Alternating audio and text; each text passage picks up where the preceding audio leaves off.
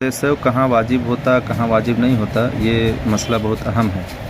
अब अगर क़ायदे उला का जो मसला है तो उसका मसला ये है कि फ़र्ज़ में क़ायदे उला अगर भूल गया तो जब तक सीधा खड़ा ना हो लौट आए और सजदे सहव नहीं, और अगर सीधा खड़ा हो गया तो ना लौटे और आखिर में सजदे सहव करे, नमाज मुकम्मल हो जाएगी।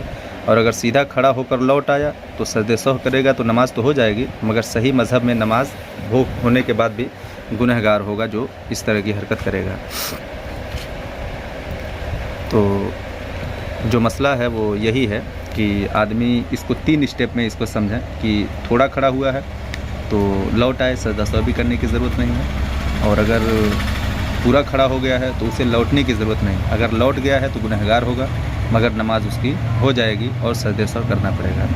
अब रही बात लुक़मे की, तो लुक़मे की भी एक जगह होती है, वहीं लुक़मा दे सकते हैं। जैसे अगर सही मकाम पे लुक़मा दिया तब तो कोई हरज नहीं, अगर गलत मकाम पे लुक़मा दिया तो उसकी नमाज़ टूट जाएगी और उसे नमाज़ दोबारा पढ़नी होगी। जैसे इमाम अगर खड़ा हो रहा था तो खड़ा होते होते सूरत में अगर कोई मुक़्तदी लुक़मा दे दिया और इमाम ने लुक़मा ले लिया तो फिर उसकी नमाज़ हो गई, कोई हरज नहीं है।